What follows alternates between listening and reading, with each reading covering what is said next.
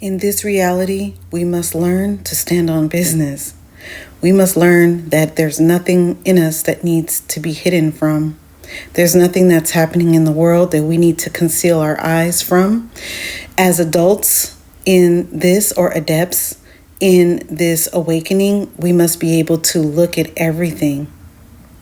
And we must realize that if it's in the world, then it is part of us. Because if we are everything, all is self, if we're in this creation, if we've been brought here, it is part of us.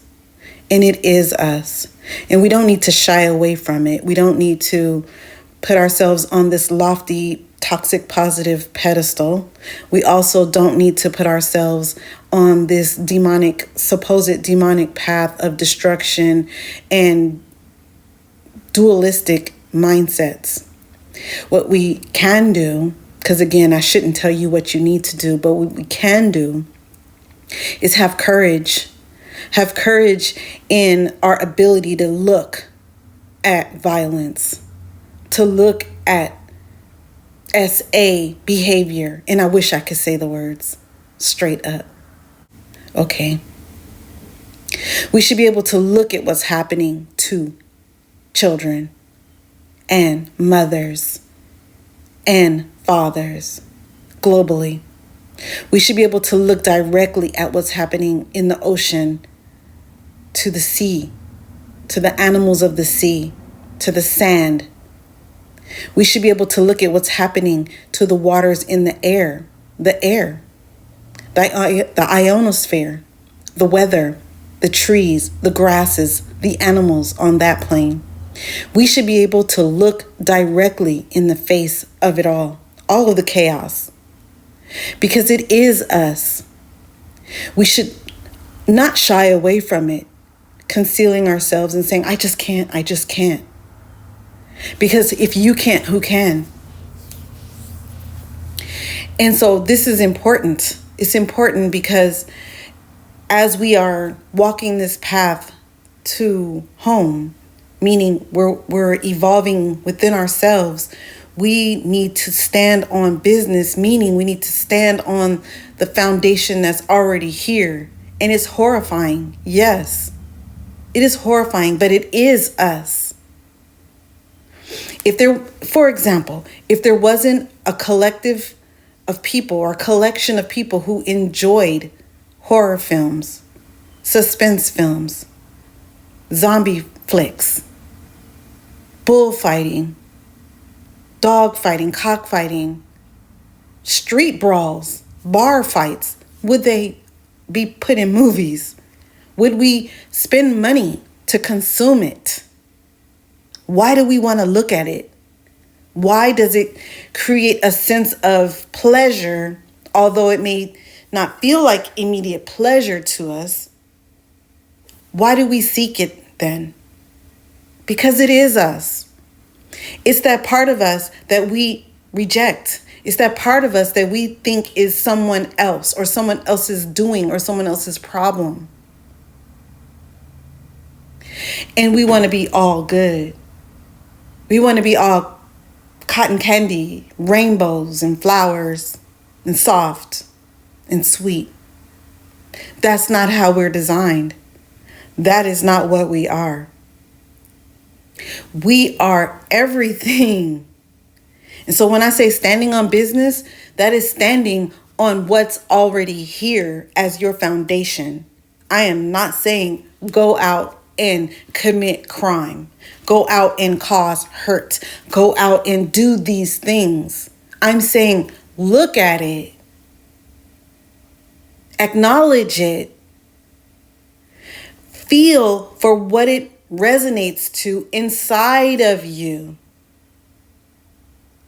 Realize you have war in you, just like you have love in you. And when you do that more often than putting a blanket of love and light over everything, then you start to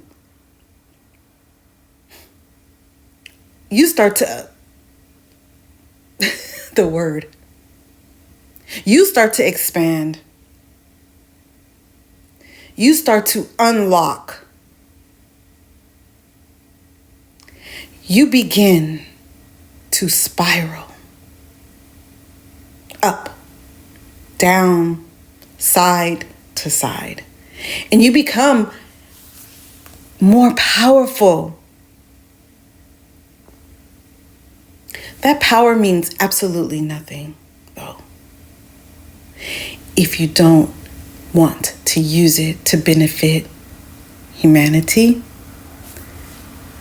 as well as every other being in creation and before creation.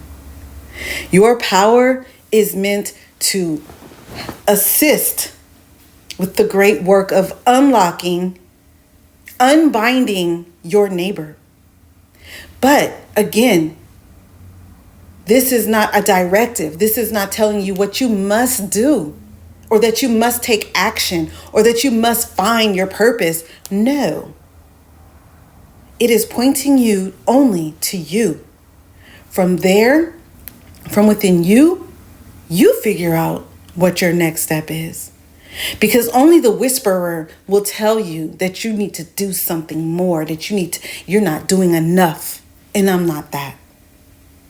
All I'm here to tell you is that doing our shadow work, embracing what we consider our negative ego, accepting what we may consider as demonic, because it's given a false label in the world. Consider every energy here as part of your toolkit, which includes love, bliss, abundance, beauty, harmony, joy. When we bring it all together, the air and fire of us and the water and earth of us, and we bring all the elements and all the atoms on the periodic table, and we open our DNA and we breathe life into our true state of who we are. This is how to unlock here.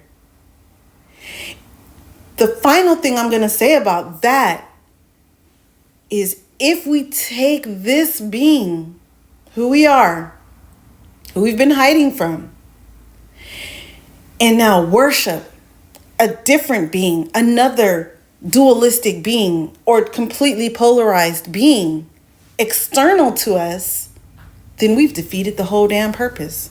We've defeated the whole damn thing. The project has failed. Because Project One is you. Project Wholeness is all of us. And so if all of us could do the great work and explore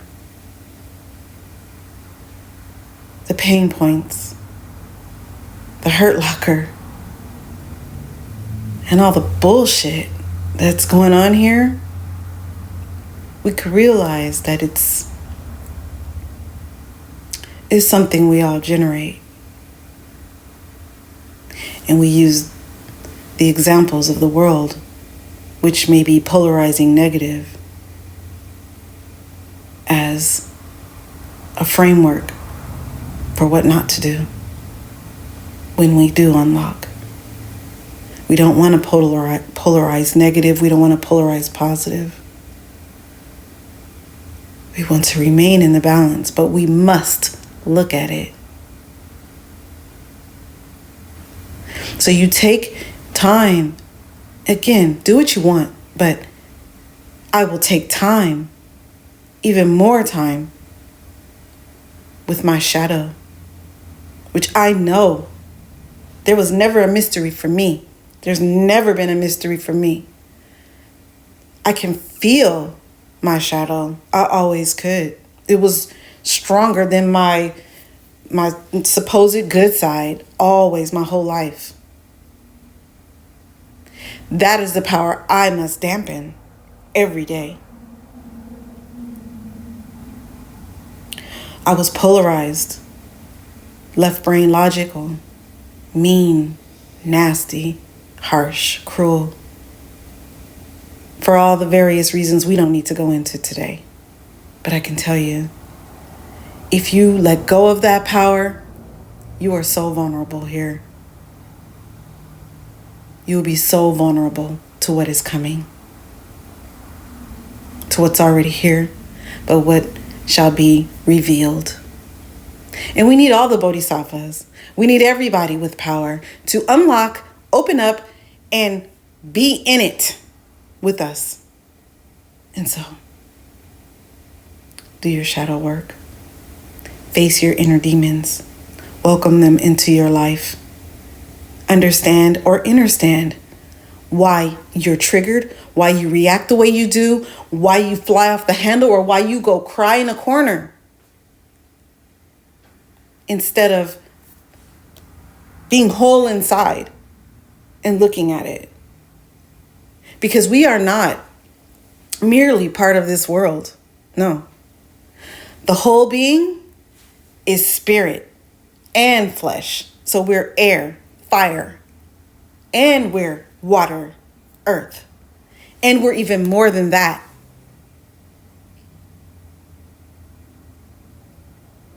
We're more than that. And as such, we remove our own veil, which is just us clouding our own vision from fear, because we're in fear, or we're scared, or we're sad, because we're too much whatever emotion we're giving to ourselves. We're reacting to the world in a way which causes us to cower instead of rise. And this is not condemnation to you. You could take it or leave it. Take it or leave it. But this is truth.